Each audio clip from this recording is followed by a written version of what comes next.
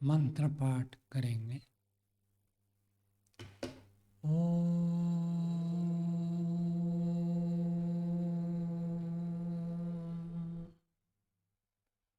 सहना भवतु सहनौ भुनक्तु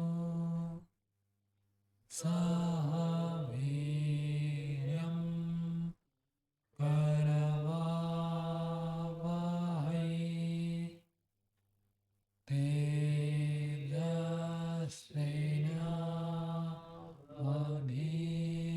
तेजस्विनावधीतमस्तु मा विद्विषावहै।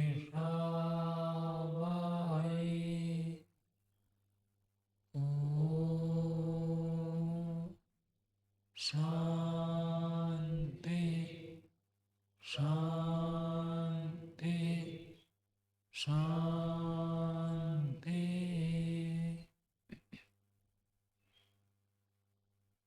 न्याय दर्शन की 89वीं कक्षा है।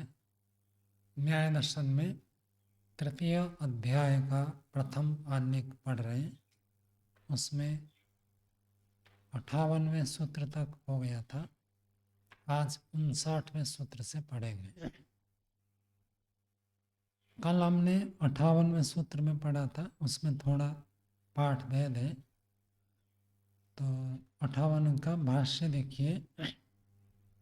गंधत्वादिभिः स्वसामान्यैः कृतव्यवस्थानां गंधादीनां। गंधत्वादिभिः, गंधत्वादि जो है उस समान है। प्रसंग ये था कि सिद्धांत ने कहा था कि विषय 5 है, इसलिए इंद्रिया भी 5 है। पूर्व पक्षी कह रहा है विषय के आधार पर यदि आप इंद्रिय कहोगे तो विषय तो 5 नहीं है, विषय तो बहुत सारे हैं। गंध में क्या है? सुगंध है, दुर्गंध है, सामान्य गंध है, और रूप में भी लाल, काला, नीला, बहुत सारे रूप है। तो यदि विषय के आधार पर आप इंद्रियों की संख्या निर्धारण करते हैं तो विषय बहुत सारे होने से इंद्रिया में बहुत सारे मानने चाहिए, ऐसे पूर्व पक्षी ने प्रस्तुत किया था। उसका उत्तर 58वें सूत्र में दे रहे हैं। भाष्य में कह रहे हैं गंधत्व आदि के द्वारा स्वसामान्य ही अपने साथ जो समान है उन स्वसामान्य गंधत्व आदि भी कृत व्यवस्था नाम गंधादि नाम, जो व्यवस्था की गई है उन गंधादियों का। यहाँ तक तो बात ठीक है, कल भी आपने ऐसे ही व्याख्या की थी। आगे जो है थोड़ा पाठ भेद है। यानी गंधादि ग्रहणानि तानि असमान साधन साध्यत्वात् ग्राहकांतराणि न प्रयोजयन्ति।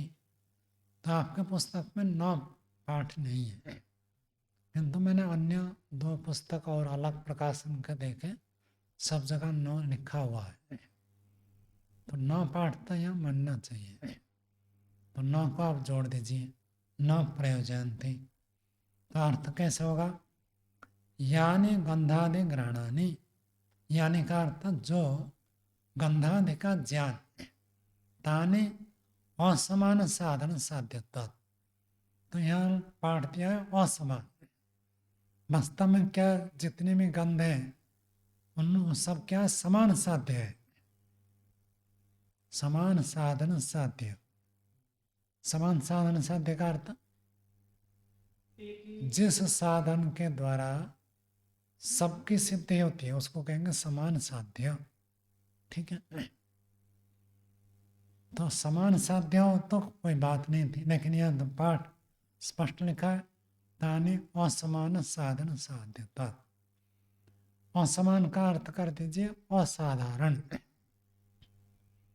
असाधारण, साधारण का क्या अर्थ होता है?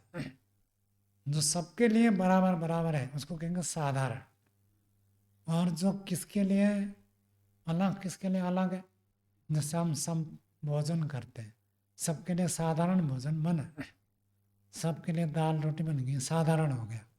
लेकिन कोई व्यक्ति रोगी है, वो दाल रोटी नहीं खा सकता, तो उसके लिए फल हो, दूध हो, कोई अलग व्यवस्था हुई, तो उसको साधारण कहेंगे या असाधारण भोजन कहेंगे?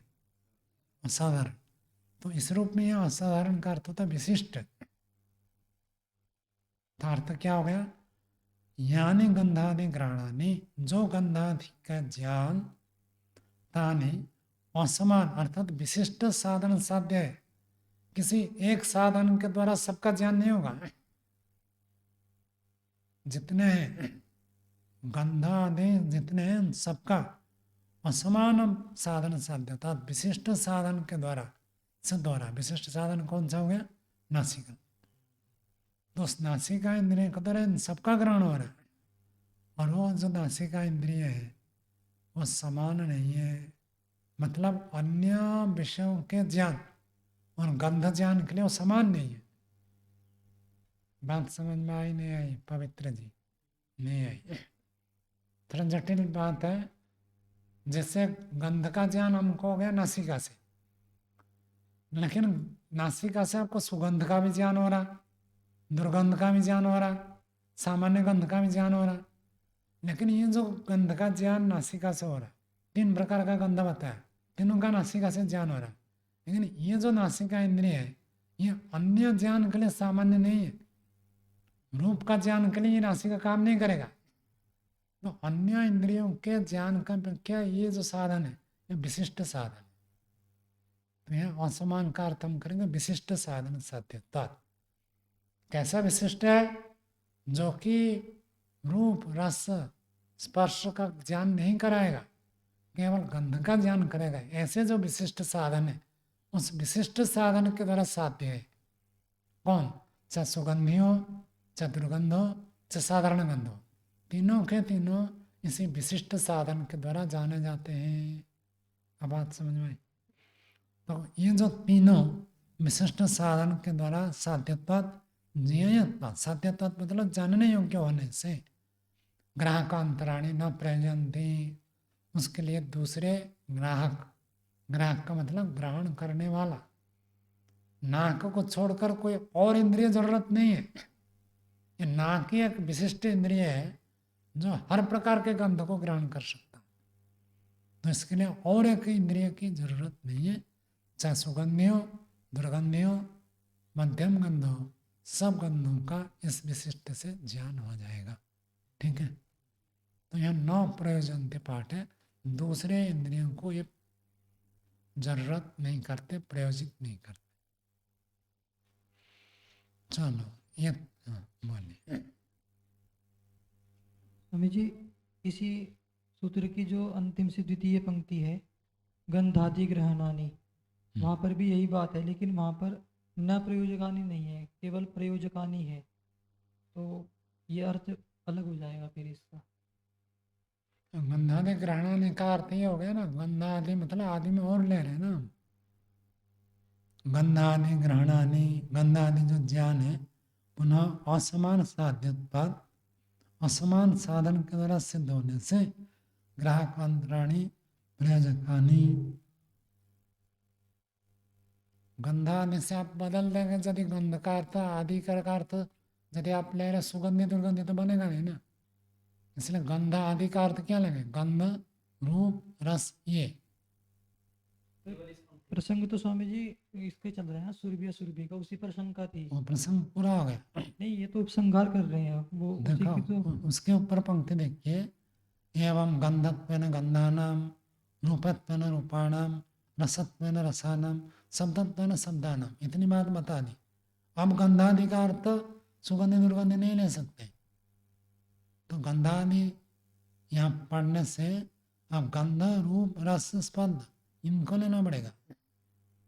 ये सब ग्राहकांतरण दूसरे ग्राहक को प्रेरित कर प्रयोजित करता, अर्थात गंध का ज्ञान नासिका से हो गया तो उससे रूप का ज्ञान नहीं होगा। रूप के लिए आपको और एक ग्राहक चाहिए, वो ग्राहक है चक्षु। ऐसे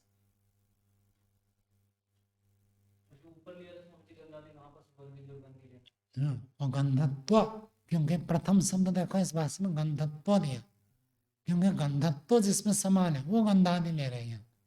यहाँ ऐसा गंधत्व समान वाला नहीं है, यहाँ तक केवल गंधादि नहीं कह दिया, गंधादिनी का अर्थ पंच विषयाणी। तो अंतिम पंक्ति में जो पड़ा है गंध आदि ग्रहणानि पंच विषय काणी, 5 विषय वाले जो गंधादि है उनके लिए तो अलग अलग इंद्रिय चाहिए। लेकिन ऊपर वाले जो गंधादि था उसका अर्थ था सुगंधि दुर्गंधि, क्योंकि गंधत्व तो एक दिखाना पड़ेगा, उस पंक्ति के साथ जोड़कर अर्थ करना। चलो, ये 58वें सूत्र तक तो हमने कल पढ़ लिया था, आगे 59वें सूत्र से पढ़ेंगे। 3:1:59 भूमिका बना रहा है। यदि सामान्यम संग्राहकम प्राप्तम इंद्रियाणाम, यदि सामान्यम संग्राम, सामान्यम का अर्थ जाति में आप ले रहे कि गंधत्व जाति के अंतर्गत जितने आ जाएंगे उन सबको ग्रहण करने वाला एक नासिका, रूपत्व जाति में जितने आ जाए उन सब का ग्रहण एक में हो जाएगा। सामान्यम अर्थात जाति, जाति के रूप में विषयों का यदि संग्रहण कर रहे तो प्राप्तम इंद्रियाणाम, वृत्त इंद्रियों का एकत्व प्राप्त हो जाएगा। 59वां सूत्र बोलिए। विषयत्व अव्यतिरेकात् एकत्वम, ये पूर्व पक्षी का सूत्र है। पूर्व पक्षी कह रहा जैसे आपने कहा सुगंधि दुर्गंधि सामान्य गंध सबका एकत्व है क्योंकि गंध तो जाती है, तो ऐसे ही शब्द स्पर्श रूप रसगंध 500 का भी एक जाति है। कौन सा जाति है?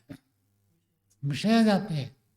तो विषयत्व अव्यतिरेकात्, क्योंकि विषयत्व अभिन्न होने से गंध भी एक विषय है, रूप भी एक विषय है, स्पर्श भी एक विषय है, शब्द भी एक विषय है, रस भी एक विषय है।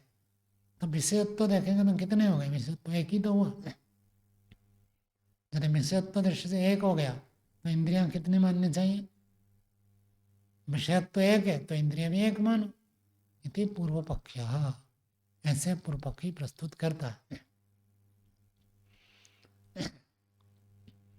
5 विषय में विषयत्व अभिन्न होने से इंद्रियां अनेक नहीं है, एक सिद्ध होता है, ये पूर्व पक्षी ने कहा।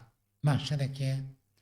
विषयत्वेन हि सामान्येन गंधादयः संगृहीता यदि, विषयत्व के रूप में चाहे शब्द स्पर्श रूप रसगंध कोई सा भी विषय लीजिए, विषयत्व तो सब में समान है। ये भी एक विषय, वो भी एक विषय, वो भी एक विषय।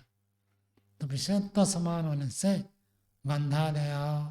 गंधादि संग्रहित हो जाते हैं। किसमें संग्रहित हो जाते हैं? विषयत्व के अंतर्गत संग्रहित हो जाते, और इनको कहकर पूर्व पक्षी एकत्व में ग्रहण हो जाते हैं। ये कहना चाहते हैं कि सबके सब मिलाकर एक हो जाएंगे, ये प्रस्तुत कर रहा है। आगे 60वां सूत्र बोलिए।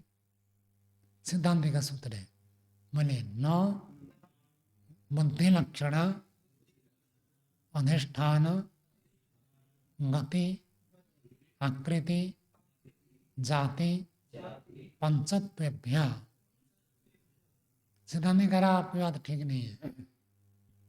500 के 500 विषय है और विषयत्व से एक हो जाएंगे, और एक हो जाए तो एक इंद्रिय से ज्ञान हो जाएगा। ये बात आपकी ठीक नहीं है। क्यों ठीक नहीं है? उसमें 5 बातें वो प्रस्तुत करता है। पहली बात कहता बुद्धि लक्षण। बुद्धि का अर्थ क्या है अनमोल जी? न्याय दर्शन में बुद्धि का अर्थ ज्ञान। तो ज्ञान कितने प्रकार होते हैं? 5। तो इसलिए भी इंद्रियां 5 माननी चाहिए। शब्द ज्ञान अलग होता है, रूप ज्ञान अलग होता है, रस ज्ञान अलग होता है। तो ज्ञान लक्षण जो है ये अलग अलग होने से इंद्रियां 5 हैं। अधिष्ठान, अधिष्ठान क्या होता है ज्ञान प्रकाश जी? अधिष्ठान मतलब आधार, ठिकाना। किस, जैसे पुस्तक इसके आधार पर है, नहीं उसका अधिष्ठान है। तो इंद्रियों का जो अधिष्ठान है, ठिकाना, रहने का स्थान, वो 5 हमको दिख रहे हैं। इसको बंद कर देने से केवल हमको शब्द सुनाई देना बंद हो जाता है, रूप तो दिखता ही है ना। तो इसका मतलब रूप का इसके साथ संबंध नहीं, स्थान से। तो ऐसे अलग अलग स्थान में हमको अलग अलग इंद्रियां देख का ज्ञान होता है। तो अधिष्ठान 5 होने से इंद्रियां 5 हैं। गति गति का अर्थ होता है ज्ञान का प्रकार, किस प्रकार से ये ज्ञान करते हैं। जब स्पर्श का ज्ञान करते हैं हम, कैसे? छू कर, विषय वहां था, विषय के पास हम स्पर्श इंद्रियों को ले जाते, तब आपको ज्ञान हुआ। तो इंद्रियों का गति हुई विषय के पास। रस का भी देखेंगे तो रस आकर जीवा के साथ संबंध होता है, तब जाकर हमको ज्ञान होता है। इनकी गति कैसे होती है? और रूप में क्या होता है? रूप वाला द्रव्य तो अपने ठिकाना पर है, और चाक्षुष रस में जाकर वहां संस्पर्श करता है। विषय चलकर नहीं आता। शब्द कैसे होता है? शब्द चलकर कान तक पहुंचता है। तो इनके सबके गति अलग अलग है। 5 गति होने से 5 इंद्रियां मानो, ये कह रहा है। अगली बात है आकृति। आकृति का अर्थ होता है परिमाण। कैसे, कितनी बड़ी है? तो हर इंद्रिय की एक अलग अलग आकृति है। तो आकृति 5 होने से भी पता चलता है इंद्रियां 5। देखिए, कान की आकृति कैसे है, आँख की आकृति कैसे है, त्वचा की आकृति, जीवा की आकृति, नासिका की आकृति, सब अलग अलग है। तो इससे पता चलता है 5। और जाति, जाति का अर्थ होता है कारण। जैसे हम कहते हैं, एक तो सामान्य तो जो आप जानते हैं वो है ही, तो ये किस जाति का, मतलब किस कारण वाला, ये कहते हैं। तो कारण, इन जो इंद्रियां जो बनी है उनके कारण अलग अलग है। इसके आधार पर भी सिद्ध होता है कि इंद्रियां 5 है। तो इन 5 हेतु से सिद्धांत प्रस्तुत करता है इंद्रियां एक नहीं है, 5 है। विषयत्व एक होने से इंद्रियां एक है ऐसे नहीं कह सकते हैं। क्यों नहीं कह सकते? ये 5 बातें उसमें प्रस्तुत कर रहा है। एक एक को भाष्य में हम पढ़ेंगे। भाष्य देखिए। न खलो विषयत्वेन सामान्येन कृत व्यवस्था विषया ग्राहक अंतर निरपेक्ष एक साधन ग्राह्य अनुमीयन्ते। विषयत्वेन सामान्येन, विषयत्व समानता से कृत व्यवस्था विषया, की गई व्यवस्था, ऐसे जो विषय होते हैं, की गई व्यवस्था वाले विषय ग्राहकांतर निरपेक्ष, दूसरे ग्रहण करने के आवश्यक इंद्रियों के से अपेक्षा रहित होकर एक साधन ग्राह्य न अनुमीयन्ते। न जहाँ में आता है क्रियापद के साथ जोड़ते, तो अनुमीयन्ते के साथ जोड़ेगा न अनुमीयन्ते। विषयत्व एक है, एक विषयत्व होने पर भी कोई जो ज्ञान हमको होता है वो एक के द्वारा 5 का ज्ञान हो जाता है। इस तो प्रत्यक्ष आदि प्रमाण से सिद्ध हो ही नहीं रहा, तो इसलिए हम अनुमान कैसे करेंगे? यदि एक इंद्रिय के द्वारा सबका ज्ञान हो जाता तो हम मान लेते हैं कि इंद्रियां 5 नहीं है, एक है। तो अलग अलग इंद्रियों से अलग अलग ज्ञान हो रहा। कृत व्यवस्था, व्यवस्था की गई है, कौन से विषय का ग्रहण किस साधन से होगा, ये व्यवस्था की गई है। तो दूसरे ग्राहक के बिना, दूसरे इंद्रिय के बिना एक ही साधन से ग्रहण होने वाले सारे विषय ऐसे अनुमान नहीं होते हैं। अनुमीयन्ते च पंचगंधादय गंधत्व आदि में स्वसामान्य ही कृत व्यवस्था इंद्रियांतरा ग्राह्य तस्मात् असंबंधम एतत्। और अनुमीयन्ते, अनुमान क्या अनुमान किया जाता है कि पंच इंद्रियां 5 है, गंधादय गंधत्व आदि में स्वसामान्य कृत व्यवस्था। तो 5 इंद्रियों के द्वारा 5 विषयों का ज्ञान होता है। विषय में तो आप जाति ले सकते हैं, क्योंकि सुगंध का भी ग्रहण उसी से होता है, दुर्गंध का भी ग्रहण उसी से होता है। लाल, काला, पीला, नीला जितने भी हैं उसी आंख से हम देखते हैं। छोटे से छोटे पदार्थ, बड़े से बड़े पदार्थ, काला हो नीला हो, सबको हम एक आंख से देखते हैं। तो रूपत्व, तो जाति को तो एक लेकर एक इंद्रिय मान सकते हैं, लेकिन रूपत्व जैसे जाति में एक इंद्रिय के द्वारा ज्ञान होता है, सारे विषय ऐसे एक से ज्ञान हो जाते, ऐसा अनुमान नहीं कर सकते। तो पंचगंध या गंधत्व आदि भी ही 5 जो गंध आदि विषय है, गंधत्व आदि तो उसमें है, स्वसामान्य ही अपने समानता से गंध गंध गंध सब है, गंधत्व जाति में आ गए। रूप रूप रूप जितने में रूप हो गए सब रूप जाति में आ गए। मधुर अम्ल लवण कटु तिक्त कसा सारे जितने भी रस है सब रसत्व जाति में आ गए। ऐसे कृत व्यवस्था, ये व्यवस्था की गई है। कृत व्यवस्था इंद्रियांतर ग्राह्या, इंद्रियांतर अलग अलग इंद्रियों से ये ग्रहण करने योग्य होते हैं। तस्मात् असंबंधम एतत्, इसलिए ये बात सिद्ध नहीं है जो आपने कह दिया विषयत्व व्यतिरेकत एकत्वम। विषयत्व अभिन्न होने से, सभी में विषयत्व होने से सब एक ही है ऐसे नहीं कह सकते। रूपत्व को तो एक कह सकते हैं, रसत्व को एक कह सकते हैं, गंधत्व को एक कह सकते हैं, लेकिन विषयत्व को एक नहीं कह सकते। विषयत्व 5 है, 5 विषयों को अलग ही मानना पड़ेगा। विषयत्व कहकर सबको एक में सम्मिलित नहीं कर सकते। आगे अयम एवं च अर्थ अनुद्यते, अयम एवं च अर्थ, इसी अर्थ को ही अनुद्यते सूत्र में कहते हैं, अर्थात सूत्रकार ने ऐसे अनुद्यते प्रस्तुत करते हैं। सूत्रकार क्या प्रस्तुत करते हैं? बुद्धि लक्षण पंचत्व आदि इति।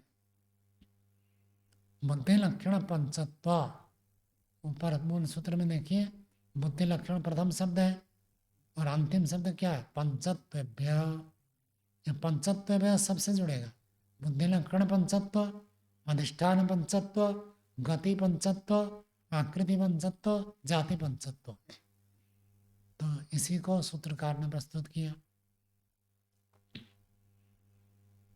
क्या लग गया? एक वाक्य याद रख लो, द्वंद्वान्ते श्रूयमाणः शब्दः प्रत्येकम अभिसंबध्यते।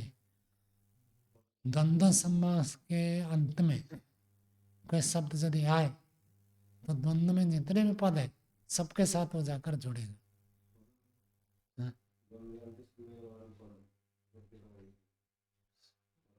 पदम ठीक है। द्वंद्व के अंत में यदि कोई पद सुनाई दे तो वह पद सबके साथ जुड़ेगा। जैसे व्याकरण में हम पढ़ते प्रातिपदिकार्थ लिंग परिमाण वचन मात्रे, मात्र शब्द जो है अंतिम में लगा है, बाकी सबके द्वंद्व समास है। तो क्या अर्थ हो जाएगा? प्रातिपदिक मात्र, लिंग मात्र, परिमाण मात्र, वचन मात्र। ऐसे ये नियम याद रख लेना। तो पंचत्व शब्द सबके साथ जुड़ गया तो बुद्धि लक्षण पंचत्व आदि हो गया। आगे कह रहे बुद्धया एवं लक्षणानि विषय ग्रहण लिंगत्वात् इंद्रियाणाम। बुद्धया एवं लक्षणानि, बुद्धि लक्षण में भी एक समास है। तो बुद्धया एवं लक्षणानि कौन सा समास हुआ? कर्मधारा। जो बुद्धि है, ज्ञान, 5 ज्ञान होते हैं वही लक्षण बनते हैं। तो बुद्धया एवं लक्षणानि, ज्ञान ही लक्षण बनते हैं, चिन्ह बनते हैं, ज्ञापक बनते हैं, बताते हैं। विषय ग्रहण लिंगत्वात्, विषय ज्ञान के लिंग होने से, जैसे ज्ञान उत्पन्न, रूप का ज्ञान अलग है। कभी रूप का स्वप्न देखते हैं, कभी रस का स्वप्न देखते हैं, कभी गंध का स्वप्न देखते हैं, अलग अलग स्वप्न देखता है। तो विषय जो ज्ञान है वही उसमें लिंग बनता है इंद्रियाणाम। तो जो विषय का ज्ञान हमको हुआ वो उस इंद्रिय का भी ज्ञान करता है। विषय प्रसिद्ध है, विषयों के आधार पर इंद्रियों का ज्ञान होता है। जिस विषय का ज्ञान हुआ उसके आधार पर उस इंद्रिय का ज्ञान होगा। समझ में आई? तत् इंद्रियार्थ पंचत्वात्, यह बात जो है पीछे सूत्र आया था, 56वां सूत्र देख सकते हैं। इंद्रियार्थ पंचत्वात् था तो इंद्रियार्थ पंचत्वात् इति एतस्मिन् भाष्ये इति एतस्मिन् सूत्रे कृतभाष्यम इति, इस सूत्र में कृतभाष्यम, भाष्य में भाष्य कर दिया गया है। बात समझ में आई नहीं आई? 60वें सूत्र में जो पहला शब्द क्या है? बुद्धि लक्षण। बुद्धि लक्षण का मतलब बुद्धि का अर्थ हो गया ज्ञान। ज्ञान बन जाता लक्षण जिसका, किसका? इंद्रियों का। ये बात हम पहले कह चुके हैं, इतना बता रहे। इतनी बात तो इसकी तो व्याख्या हो चुकी है, वाक्यों की व्याख्या यहीं करेंगे। आगे देखिए, अधिष्ठानानि अपि खलु पंच इंद्रियाणाम। अधिष्ठान ठिकाना, आश्रय, स्थान। तो 5 इंद्रियों का स्थान भी है। सर्व शरीराधिष्ठानम स्पर्शनम, स्पर्श ग्रहण लिंगम। तो स्पर्श इंद्रिय, त्वक इंद्रिय जो है सब शरीर में बैठा हुआ है। कहाँ नहीं है? बाल में है या नहीं है?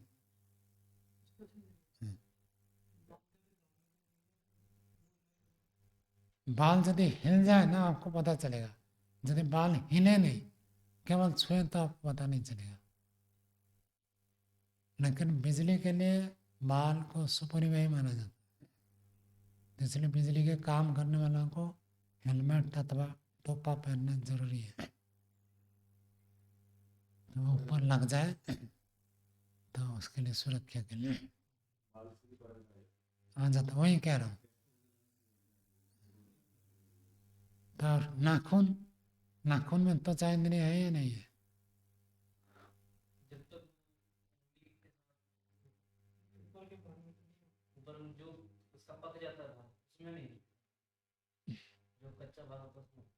पक जाता है, जब बढ़ जाता है कब पक नाखून में भी करंट लगता है,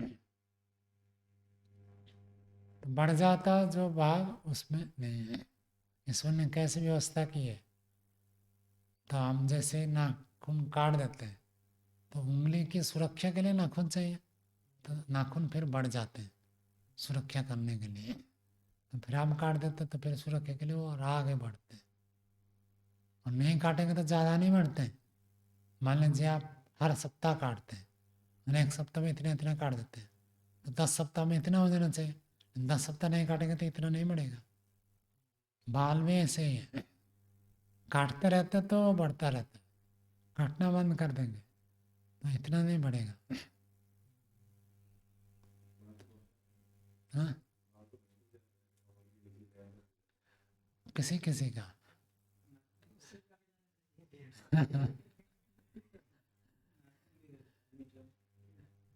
वो में किसी किसी का छोड़ देते हैं ना, मुड़ जाता है नाखून। जैसे ही यहाँ छोड़ेंगे तो बढ़ने के बाद फिर मुड़ेगा, व्यवहार करते हैं ना, वो मुड़ जाएगा अपने आप। तो सर्व शरीराधिष्ठानम स्पर्शनम, स्पर्श इंद्रिय जो है सब शरीर में विद्यमान है। स्पर्श ग्रहण लिंगम, स्पर्श ज्ञान जिसका लक्षण बनता है। कृष्ण तारा अधिष्ठानम चक्षुर बहिर्निश्रितम रूपग्रहण लिंगम। कृष्ण तारा, तो कृष्णता को जब प्राप्त कर दिया उसको कहते कृष्ण तारा। आंखों में काली पुतली है ना, तो कृष्ण तारा अधिष्ठान वहीं पर चक्षु है। जो सफेद भाग है आंख में वो थोड़ा कुछ हो जाए, उसमें फोड़े फुंसी हो जाए, इतनी समस्या नहीं है। तो काली पुतली को सुरक्षित रखना बहुत जरूरी है। तो काली पुतली चक्षु इंद्रिय का अधिष्ठान ठिकाना है। तो कृष्ण तारा अधिष्ठानम चक्षु, चक्षु इंद्रिय है। बाहर निश्रितम रूप ग्रहण लिंगम, बाहर निकलकर रूप का ज्ञान करता है, उसमें लक्षण है। तो वह आंख इंद्रिय जो है कृष्ण तार में टिका हुआ है। नासा अधिष्ठानम घ्राणम, घ्राण इंद्रिय जो है नाक में टिका हुआ। जीवा अधिष्ठानम रसनम, जीव के अधिष्ठान में रसना इंद्रिय है। कारण छिद्र अधिष्ठानम श्रोत्रम, कान के जो छिद्र है उसमें श्रोत्र इंद्रिय अधिष्ठान है। श्रोत्र इंद्रिय का ठिकाना, ठिकाने कितने हो गए? 5। तो 5 ठिकाने तो इंद्रियां कितनी हो गई? ये कह रहा सिद्धांत। गंध रस रूप स्पर्श शब्द ग्रहण लिंगत्व यदि, इन 5 विषयों का ज्ञान उसमें लक्षण बनते हैं कि इस ठिकाने में हमको ज्ञान होता है। स्पर्श का पूरे सारे शरीर में, बाकी सबका अपने अपने ठिकाना है। तो एक ठिकाना में एक का ज्ञान होता है, इससे पता चलता है 5 ठिकाने में ज्ञान हो रहा है, तो 5 इंद्रियां हैं। आगे गति भेदात अपनी इंद्रिय भेद, गति भेद होने से भी, हनुमान जी गति के कितने अर्थ बताए थे? 3 अर्थ है। तो गति भेद, गति का भेद होने से, ज्ञान की प्रक्रिया में भेद होने से भी इंद्रिय भेद। यदि एक इंद्रिय होता तो एक प्रकार की गति होती, तो इंद्रियां एक होते हैं, एक गति। यहाँ अलग अलग गति मिलती है, तो इससे पता चलता है इंद्रियां एक नहीं है। कृष्ण सारा उपनिबद्धम चक्षुर बहि निसृत्य रूपाधिकरणानि द्रव्याणि प्राप्नोति। ये तो पूरा पढ़ चुके हैं। कृष्ण सार उपनिबद्धम, कृष्ण सार काली पुतली में उपनिबद्धम जो बंधा हुआ है, चक्षु नामक इंद्रिय बाहर निसृत्य, बाहर निकलकर। अनमोल जी क्या शब्द लिखा है? निसृत्य लिखा है, निसृतम। चलो चलेगा, बाहर निसृतम, निसृत्य। तो चक्षु इंद्रिय जो है बाहर निकल कर जाता है किरणों के माध्यम से। आपको कह रहा हूं अनमोल जी, प्रकाश आकर पुस्तक में पढ़ा और वहां से प्रतिफलित होकर आंख में आ गया, वह चक्षु रश्मि नहीं है। निसृतम शब्द स्पष्ट लिखा है, क्या अर्थ है? निकलती। तो ये नहीं कह सकते जो प्रकाश आकर पुस्तक में पढ़ता वो आंख से जुड़ गया तो उसको चक्षु रश्मि कहेंगे। आंख की अपनी रश्मि है, नेत्र रश्मि, जो आंख से बाहर निकल कर जाती है और किरणें बाहर जाकर जहाँ जहाँ संबंध होता है उसका ज्ञान करता है। निसृतम का भी वही अर्थ है, धातु का पसराव। निसृतम का क्या अर्थ है?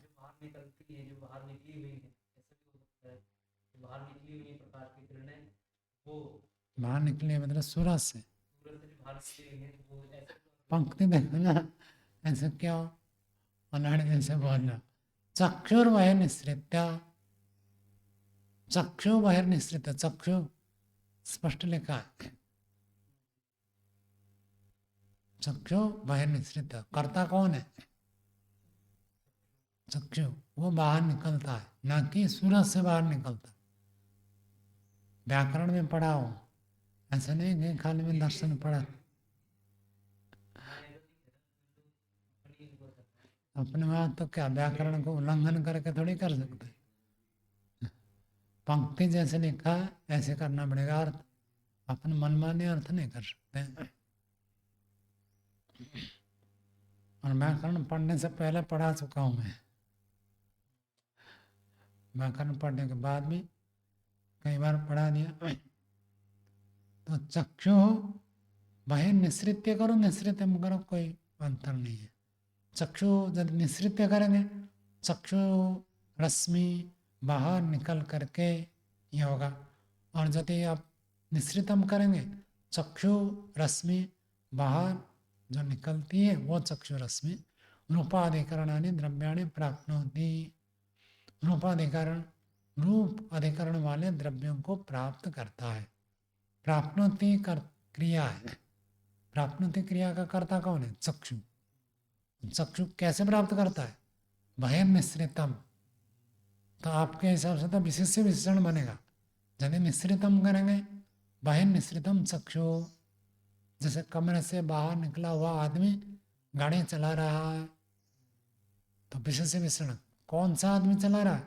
बाहर निकला हुआ आदमी, ये नहीं कह सकते कि कोई भुवनेश्वर से आया वो भी निकला हुआ और ये गाड़ी चला रहा, विशेष विशेषण में रखा, इसे मानना पड़ेगा। और निश्रित्य करेंगे तो स्पष्ट है ही, चक्षु बाहर निकल करके रूप के आश्रय वाले द्रव्यों को प्राप्त करता है। कर्ता दोनों में चक्षु है, द्रव्यों को प्राप्त करता है। कौन द्रव्यों को प्राप्त करता है? चक्षु प्राप्त करता है। तो चक्षु इंद्रिय तो ऐसे होता है। और स्पर्शन आदि तो इंद्रियाणि विषया एवं आश्रय उपसर्पण प्रत्यासीदन्ति। स्पर्शन आदि, स्पर्श आदि जो इंद्रियां हैं, स्पर्शन आदि तो इंद्रियाणि, ये जो इंद्रियां हैं विषय एवं आश्रय उपसर्पण, विषय ही, विषय बहुवचन में रखा, विषय सारे विषय ही आश्रय को उपसर्पण करने से प्रत्यासिदन्ति, उसको आकर प्राप्त करते। तो चक्षु इंद्रिय क्या करता है? चक्षु इंद्रिय जाकर विषय के साथ जुड़ती है, और अन्य में क्या होता है? इंद्रियां अपने स्थान पर रहती है, विषय चलकर इंद्रियों के पास आते हैं। तो दोनों की गति में अलग हो गया। एक व्यक्ति खुद चलकर जाता है और दूसरा उसके पास चलकर आते हैं। व्याकरण में उदाहरण देते हैं, दो प्रकार के नाई का उदाहरण देते हैं। कुछ नाई होते हैं अपने सैलून खोल दिए बैठे, जो आएगा उसका बाल काटेंगे, और दूसरे नाई होते हैं वो घर घर कर कर जाकर घूमेंगे। तो दोनों प्रकार के कौन से में आता है? कार्यकाल परिभाषा तो देश परिभाषा। तो ऐसे चक्षु इंद्रिय तो विषय जहाँ विषय वहीं ठिकाना रहते हैं, चक्षु जाकर उनके साथ संबंध करता है। और जो रस है, गंध है, स्पर्श है, वह चलकर इंद्रियों के पास होते हैं, विषय चलकर इंद्रियों के पास आते हैं। और शब्द का कैसा, उसका देखिए।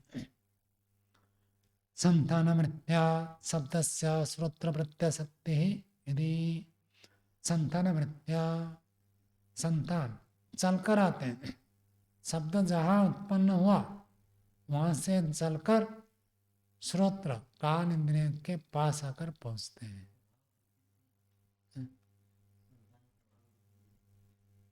प्रभाव में शब्द लिखा है? हाँ, प्रभाव संतान जैसे पिता, उसके पुत्र, उसके पुत्र, उसके पुत्र, ये क्या चल रहा विस्तार ऐसे।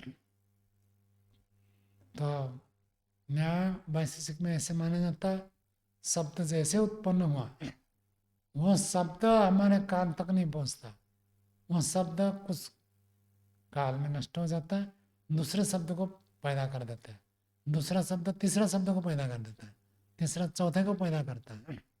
तो पुराने पुराने शब्द नष्ट हो जाते हैं, नए नए शब्द को उत्पन्न करते हैं, फिर वो नए नए शब्द चलकर हमारे कान तक आकर पहुंचते हैं। जब कहीं जहाँ कहीं टक्कर खाएगा वहीं खत्म हो जाते हैं। तो कान के पास शब्द चलकर आते हैं। तो गति भेद होने से इंद्रिय भेद है, ज्ञान की प्रक्रिया भेद होने से इंद्रियां अलग अलग है, 5 है, एक नहीं है।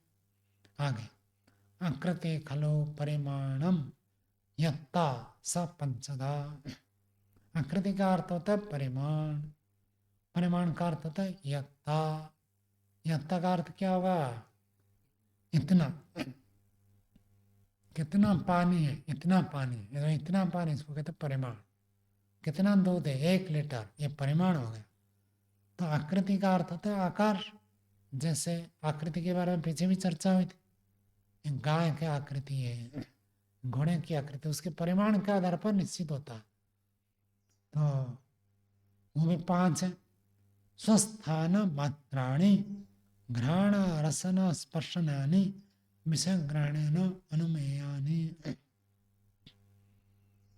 स्वस्थान मात्राणि, अपने अपने स्थान जितना है उतने में ही घ्राण इंद्रिय, रसनेन्द्रिय, स्पर्शन इंद्रिय विषय ग्रहणेन अनुमेयानि। पता कैसे चलता है कि भाई श्रोत्र इंद्रिय का स्थान इतना है, तो कहीं त्वच इंद्रिय, तो त्वच इंद्रिय, त्वक इंद्रिय का स्थान इतना विराट है, कैसे पता चलता है?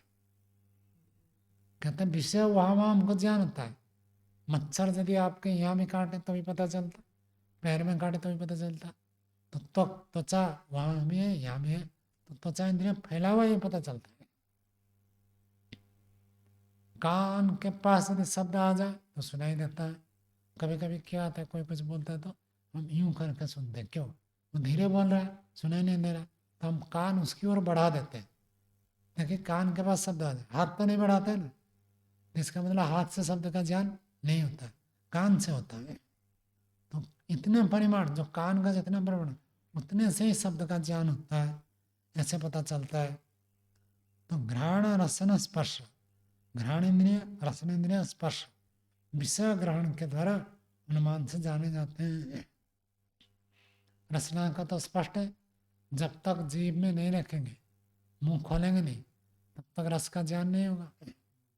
तो रस का ज्ञान तभी होता है जब जीभ के साथ सुन। तो यहाँ लाकर कोई मिर्च रखे तो हमको पता नहीं चला, मिर्च रखे मिश्री रखे तो तीखा लगेगा नहीं और मीठा लगेगा नहीं। जीभ में रखने से ही पता चलता है। मतलब इसका मतलब स्थान, कितना स्थान रसना का स्पष्ट हो गया। आगे चक्षु कृष्ण सारा आश्रयम बहे निश्रितम, यहाँ निश्रितम लिखा, विषय व्यापी। चक्षु जो है, चक्षु इंद्रिया कृष्ण सारा आश्रयम, कृष्ण सार है आश्रय जिसका, काली पुतली जिसका आश्रय वह है चक्षु इंद्रिय। बहे निश्रितम, और बाहर निकलता है, विषय व्यापी, विषय में व्यापक है। विषय व्यापक में कौन सी व्यक्ति, कौन सा वचन है हनुमान जी?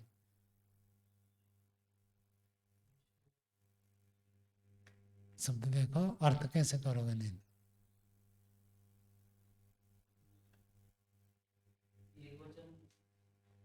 बोलो, विभक्ति बोलो।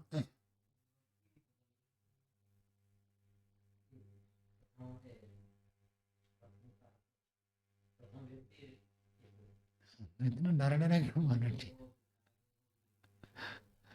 ठीक है, तो इसका सु कहाँ गया ये बताओ। सु जस आते हैं ना, प्रथमा एक वचन है तो विसर्ग होना चाहिए, जैसे हरि का हरि ही बनता है। ना ये हल है, ना घी है, ना आप है। पढ़ा है, भूल गए का? नहीं पढ़े, जो आप नहीं पढ़ते वो नहीं पूछता हूँ आपको। कौन सा है? हाँ? कैसे? समान नपुंसकात, नपुंसक लिंग होगा तो स्वरम का हो जाता है। नहीं पढ़ा?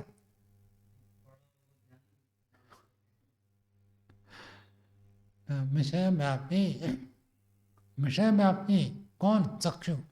चक्षु जो है विषय व्यापी। विषय व्यापी का क्या अर्थ है? विमल जी बताइए, विषय व्यापी विषय को व्याप्त, मतलब? चक्षु व्यापक हो जाती है और विषय को समाहित कर लेते हैं, सारी किरणें चक्षु में जाती हैं। पीछे आया था ना, छोटे चीज हो तो भी आंख की रश्मि वहां पहुंच कर दे जान कर देते हैं। और बड़ा पहाड़ है तो पहाड़ को भी आंख देख लेती है, राई को भी देख लेती है। तो जितना विषय इसको है तो इतने में ही फैलता है। मैं इसलिए तो कहता हूँ चक्षुष रश्मि है, क्योंकि इतने में ही जाकर आप केंद्रित होते हैं जब इसको देखते हैं। जब आपको देखता हूँ, जितनी आपकी लंबाई चौड़ाई है उतने में तक फैलती है, और पूरे दीवार को देखूंगा तो पूरा दीवार तक फैलती। क्या समझ में आया? कुछ कुछ बैठ रहा है या नहीं? बैठ गया, चलो अच्छी बात है। क्या कह रहे हैं? अच्छा, समझ में आ गया कि आंख से रश्मि निकलती है।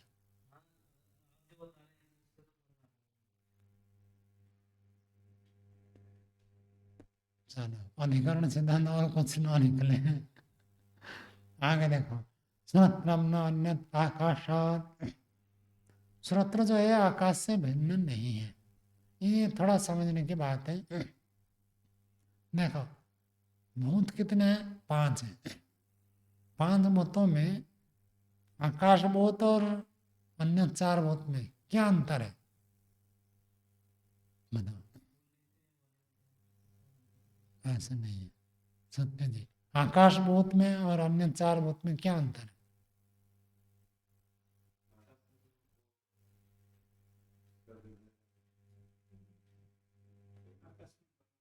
बस आकाश के कोई परमाणु नहीं है, बाकी चारों का परमाणु है, इतना ही भेद है। तो जिसका परमाणु है उससे किसी चीज का निर्माण हो सकता है, और जिसका परमाणु नहीं है उससे निर्माण नहीं हो सकता। उससे कोई चीज बनी है ऐसे नहीं कह सकते। हाँ?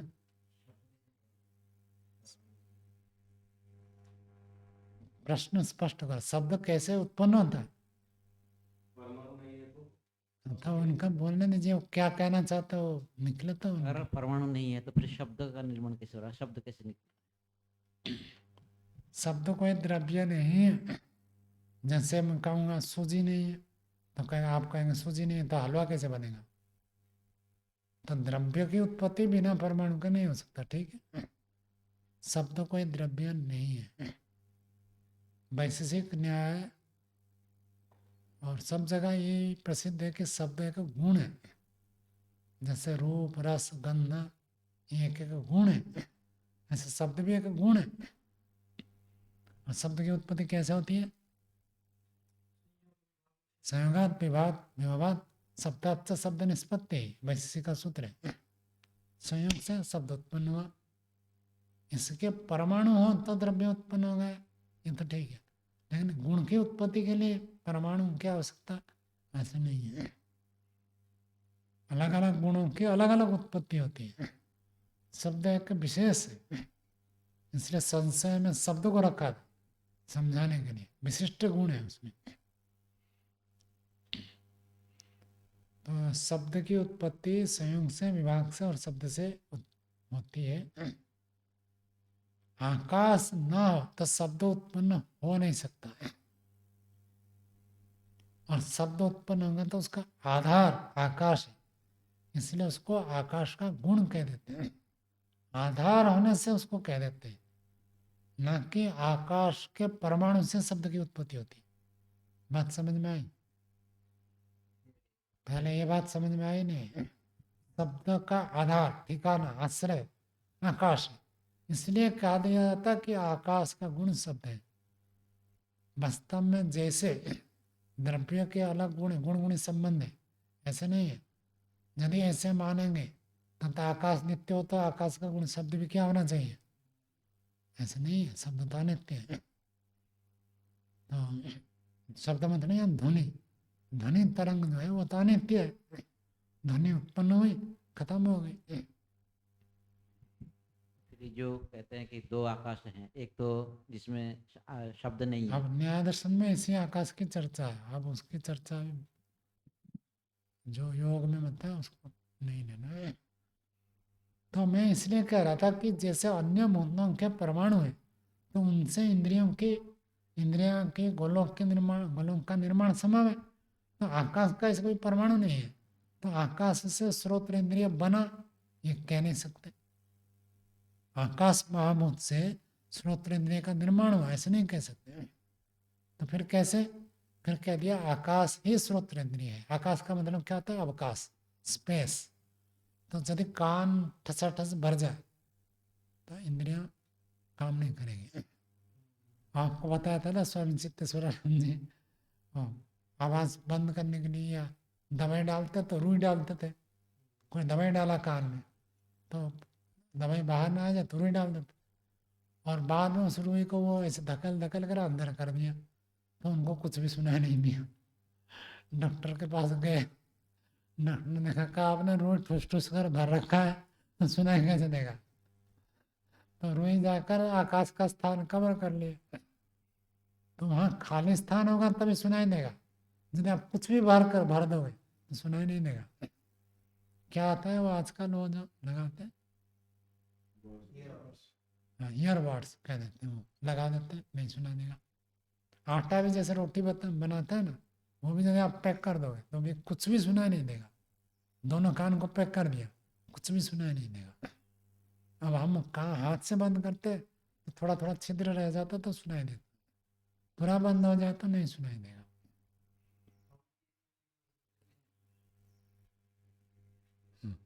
नाक में भी छिद्र अवकाश है, मालिश में भी तो अगर ये मान लीजिए छिद्र अवकाश हमारा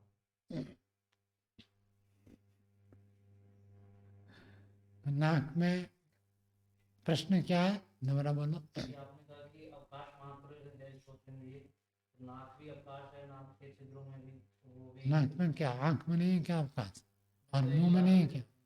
तो आप ये क्यों बताया, नाक क्यों बताया, दूसरों को क्यों नहीं बताया? स्वामी जी मतलब जो स्पष्ट ज्यादा है, नाक ज्यादा स्पष्ट है श्रोतेंद्रिय से, इसलिए वो बता रहे हैं। नाक के अंदर वायु का गमनागमन होता है, और मुंह में भी तो होता है। बंद हो जाता है कभी कभी पूरा ऐसे नहीं हो पाता, इसलिए नाक दिया उन्होंने। तो क्या प्रश्न है, नाक बंद हो जाता तो नाक को भी, नाक में अगर छिद्र अवकाश है, आकाश है, तो उसको भी सुनाई देना चाहिए। ये प्रतिज्ञा नहीं है कि जहाँ जहाँ अवकाश है वहाँ वहाँ सुनाई देगा, ऐसे कहा क्या? तो नहीं है तो फिर क्या, जो व्यक्ति ऐसे कहता है कि जहाँ जहाँ अवकाश है वहाँ वहाँ सुनाई दे, तो उसको ये पूछो, न्याय दर्शन ऐसे कहता है, जिसने ऐसे कहा उसको पूछो, हमने तो कहा नहीं। हमें जब सुंदर के रूप में पूछ लेते हैं, ये किस कहते हैं? तो श्रोत्रेंद्रिय में रचना है, और जो कान के पर्दा होते हैं सुना है, एक झिल्ली होती है, वहाँ हमारे जो ध्वनि तरंग जाते हैं वहाँ जाकर उसको कंपन करते हैं। उसको कंपन करने के लिए अवकाश चाहिए। यदि वो अवकाश बंद हो गया, एक तो बाहर से आपने बंद कर दिया तो वो कंपन कर ही नहीं पाएंगे, ध्वनि तरंग घुसेगा नहीं तो कंपन कैसे होगा। और यदि जहाँ वो ना कान के पर्दे हैं, झिल्ली, उसके पास यदि चिपक गया कोई चीज़ तो कंपित होगा नहीं, तो उस रूप में वो अवकाश होने से सुनाई देता है, न कि केवल अवकाश मात्र से। बहुत विशेष रचना है, ईश्वर ने ऐसे बनाया, और दोबारा नहीं मिलेगा। तो एक बार मनुष्य जन्म देता है, जो पार कर जाता है कर जाता है, नहीं तो फिर जाओ कितने। हाँ देखो, आचार्य ने ये बताया, कर्ण शिष्य के लिए अवच्छिन्न जो नव है, केवल आकाश नहीं है, कान रूपी सस्कुड़ी के अंतर्गत जो नव है उसको कहा जाता है श्रोत्रेंद्रिय। ऐसे तो पेट में भी है अवकाश, वहां नहीं लगेगा। तो आगे देखो,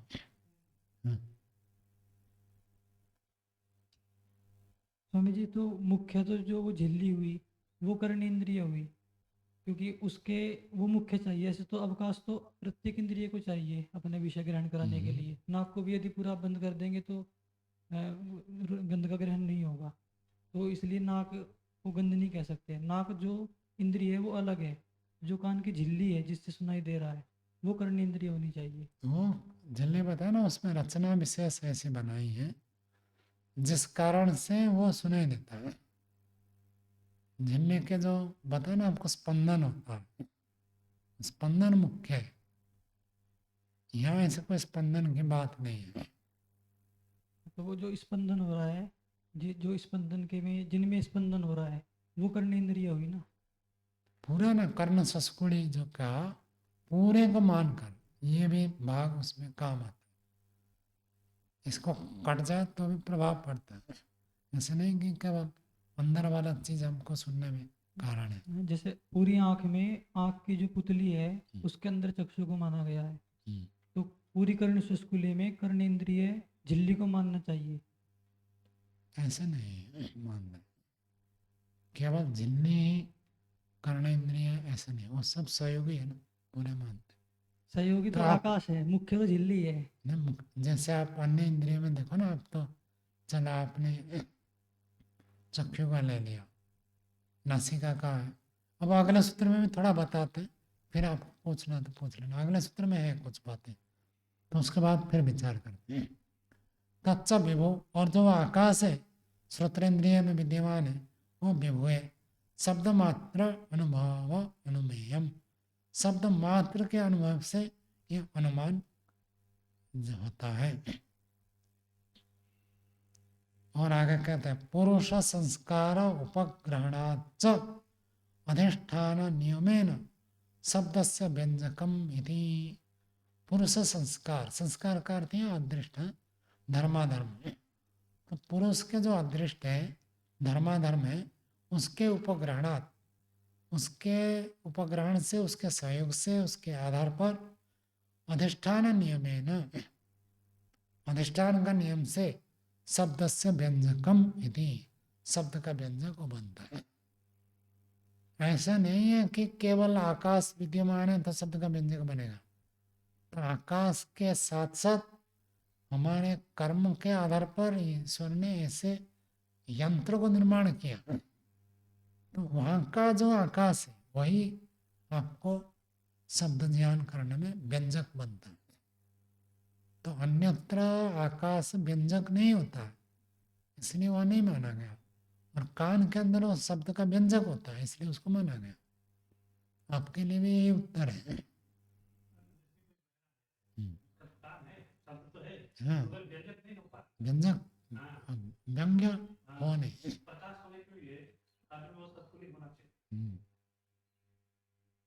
और वो कैसे बनाता है? जीवात्मा के कर्म के आधार पर। कर्म है तो सुनने को बने, और कान मिला है फिर भी जो व्यक्ति आत्मज्ञान को श्रवण नहीं करता है तो उसको कहेगा परमात्मा आपने तो कान का उपयोग नहीं किया, तो जाओ आपको कर्णेंद्रिय मुक्त कर देंगे, दूसरे योनि में भेज देंगे जहाँ कान नहीं है।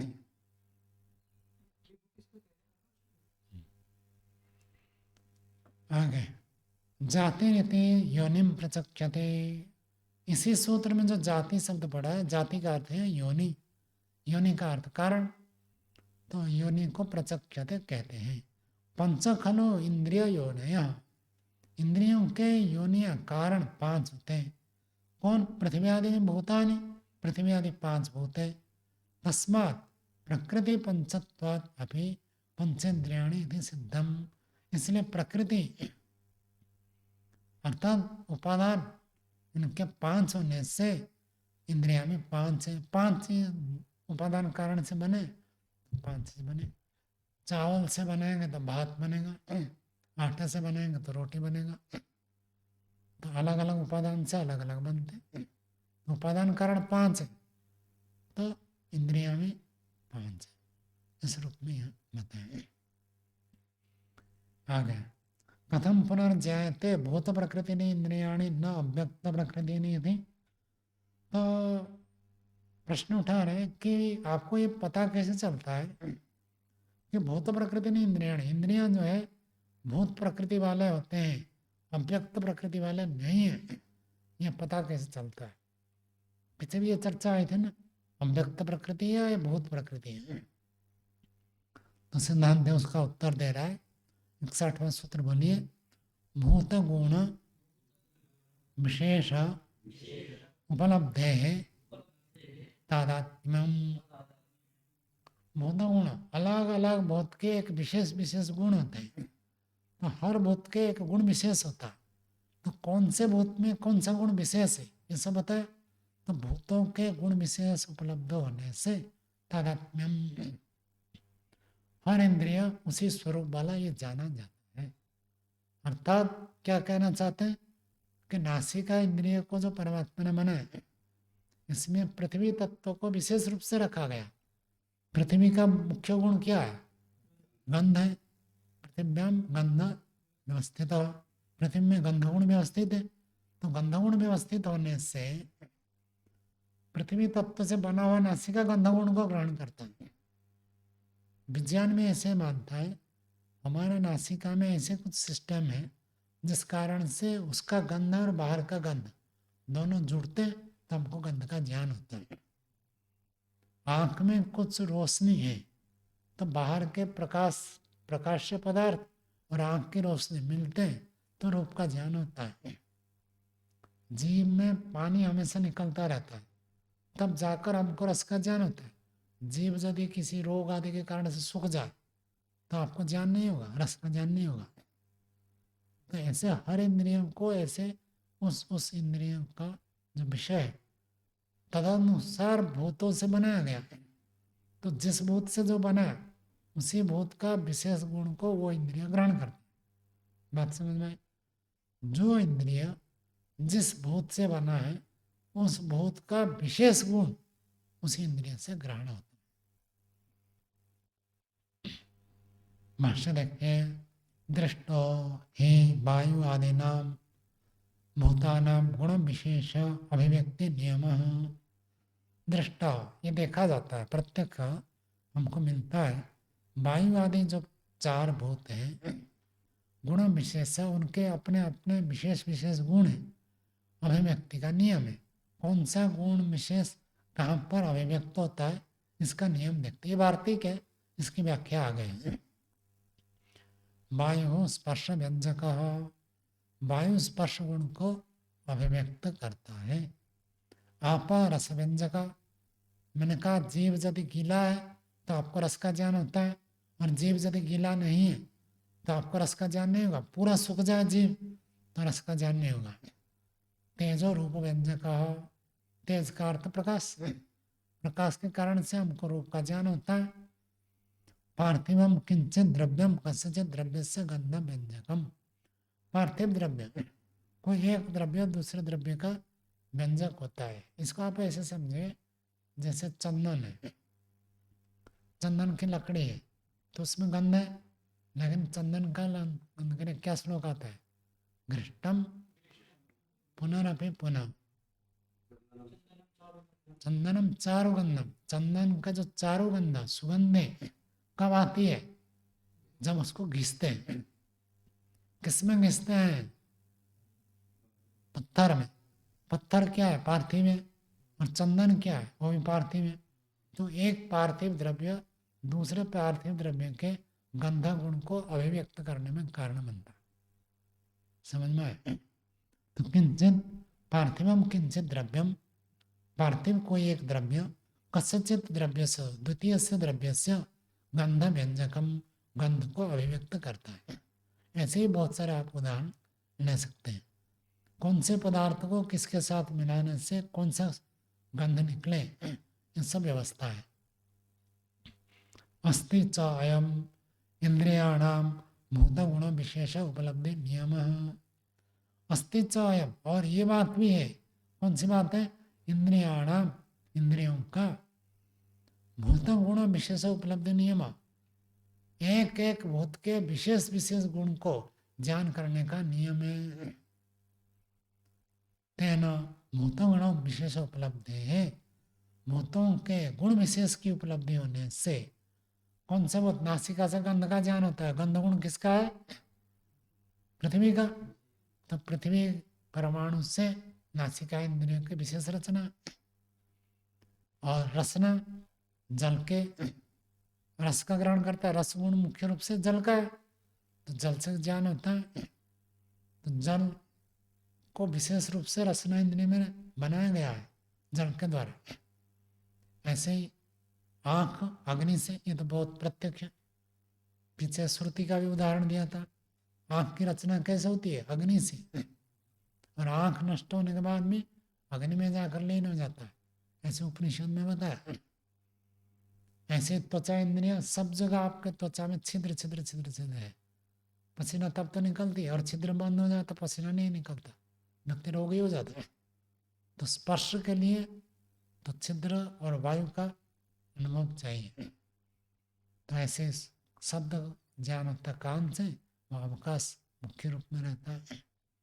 तो भूत गुण विशेष, भूतों के गुण विशेष की उपलब्धि होने से मन्यामहे, हम लोग मानते हैं, भूत प्रकृति यानी इंद्रियाणी, भूत प्रकृति वाले होते हैं इंद्रियां, न अव्यक्त प्रकृति नहीं, अव्यक्त से नहीं है। अव्यक्त से ये उत्पन्न होते हैं, अहंकार से, प्रकृति से ये उत्पन्न होते हैं, ऐसे नहीं है। अहंकार प्रकृति नहीं है, ये भूतों से उत्पन्न होते हैं। तो 5 भूतों से बने, तो इसलिए इंद्रिया कितनी हो जाएगी? 5। एक एक भूत से एक एक इंद्रिय की विशेष रचना है। चलो आज का पाठ ये रखते हैं, आगे कल पढ़ेंगे।